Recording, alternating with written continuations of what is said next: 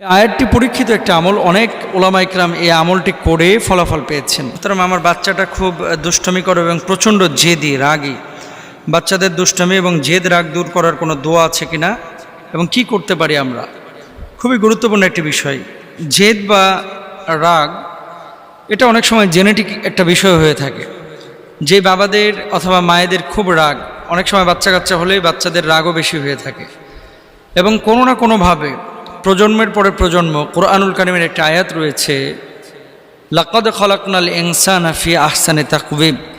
এই আয়াতের তাফসিরের মধ্যে অনেকে লিখছেন রাগ, জেদ, চেহারা, আকার আকৃতি, ফিজিক্যাল স্ট্রাকচার, তারপরে শারীরিক অবয়ব, কালো, সাদা, ফর্সা, এই যে আকার আকৃতিগুলো, এগুলো কোনো না কোনোভাবে বংশের কারো না কারো থেকে জেনেটিক্যালি চলে আসে এবং এই আয়াত থেকে গবেষকরা বেরও করেছেন যে এটা সম্ভব।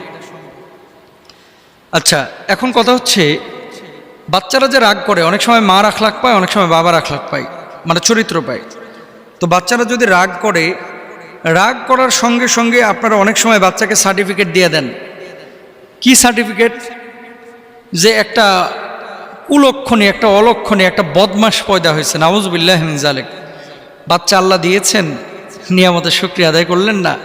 যাকে বাচ্চা দেয়নি, দেখেন গে ওই লোকটা চাচ্ছে যে আল্লাহ একটা কানা, ল্যাংড়া, লুলা, বোবা হইলেও একটা সন্তান দেন, একটা সন্তান চাই। আল্লাহ তো আপনাকে সুস্থ সবল সন্তান দিয়েছেন, এই জন্য কদর করতে পারেন না, বুঝেন না। কখনো বাচ্চাদেরকে অভিশাপ দিবেন না। বাপ মা বাচ্চাদেরকে অভিশাপ দিলে সেই বাচ্চা ক্ষতির সম্মুখীন হওয়ার সম্ভাবনা আছে। বাচ্চারা জেদ করবে, বাচ্চারা দৌড়ঝাঁপ করবে, বাচ্চারা ভাঙচুর করবে। বাচ্চাদেরকে হাঁ বলতে শিখুন। মনে রাখবেন, যে কোনো বাচ্চাকে যেই কাজটা আপনি যত নিষেধ করবেন ওই কাজটা আরও বেশি করে। কেন করে? কারণ তাদের ভিতরেও একটা ওয়াসওয়াসা কাজ করে এবং নিষিদ্ধ জিনিসের প্রতি তাদের আগ্রহটা বেশি, শুধু তাদেরও না, বড়দেরও। এজন্য হাঁ বলার চেষ্টা করবেন, বাচ্চাদের সামনে কখনো মিথ্যা কথা বলবেন না। এখন আসেন, সন্তানের যেসব আচরণে মা বাবার মনোযোগ দেওয়া উচিত, সে আচরণ আপনাকে আমাকে বাবা হিসাবে, মা হিসাবে করতে হবে। যেমন জেদ করলেই আমরা অনেক সময় বকাবকি করি এবং মারধর করি, এটা করবেন না। প্রথমেই সন্তান যদি জেদ করে, সে যে জিনিসটা পছন্দ করছে, চাইলেই সেটা আপনাকে দেওয়া যাবে না, কিন্তু কৌশল অবলম্বন আপনি করতে পারেন। চেয়েছে মনে করেন 100 টাকার চকলেট, আপনি 2 টাকা দামের, 3 টাকা দামের, 5 টাকা দামের চকলেট এনে দেন। অভাব শেখান, এগুলো ছোট থেকেই করতে হবে। ওই বাচ্চারা সবচেয়ে বেশি দুষ্ট এবং জেদি হয়ে থাকে, বিশেষ করে বাবা মার কাছে যখন যা চায় সাথে সাথে যখন পেয়ে যায়, তখন ওই বাচ্চার ভিতরে চাহিদার মাত্রাটা আরও বেড়ে যায়। এই জন্য আপনাকে যেটা করতে হবে, সব কিছু চাইলেই আপনি দিবেন না, বরং অবজার্ভ করেন। হ্যাঁ দিবেন, 2 দিন পরে দেন, 3 দিন পরে দেন, 4 দিন পরে দেন, এগুলো আপনাকে খেয়াল করতে হবে। জেদ কেন সে করছে, জন্মগত বিষয় হয়ে থাকতে পারে। আপনি প্রথমেই যদি নির্যাতন করেন, টর্চার করেন, তাহলে কিন্তু নষ্ট হয়ে যাওয়ার সম্ভাবনা আছে। বরং দেখেন যে কোন কথাটা বললে বা কোন কৌশল অবলম্বন করলে এটা আপনি বাবা মা হিসেবে ভালো বুঝবেন, বাচ্চাটা স্থির হতে পারে, সেটা আপনি তার সামনে করেন। অনেক সময় এসব ক্ষেত্রে আমরা মিথ্যা প্রতিশ্রুতি দিই। খবরদার, বাচ্চা কাচ্চাকে মিথ্যা প্রতিশ্রুতি দিবেন না। মিথ্যা প্রতিশ্রুতি দিলে বাচ্চা কাচ্চা আরও বেশি নষ্ট হয়ে যাওয়ার সম্ভাবনা থাকে।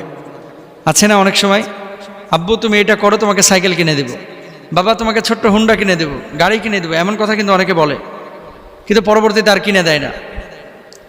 এই সমস্ত মিথ্যার আশ্রয় নেবেন না, বরং যা সত্য তাই বলবেন।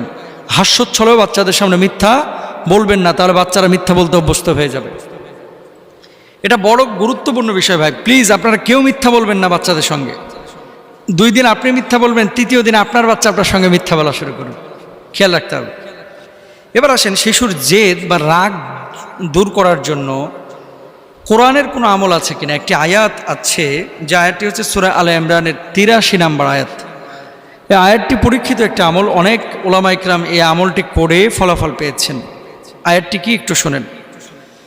আউযু বিল্লাহি মিনাশ শাইতানির রাজীম, বিসমিল্লাহির রহমানির রহিম।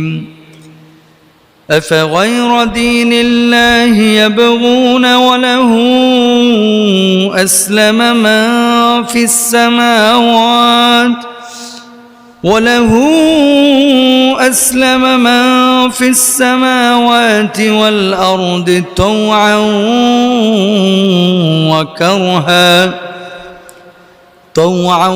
وكرها وإليه يرجعون সূরা আলে ইমরানের 83 নম্বর আয়াতে কি বলছেন আল্লাহ তাআলা?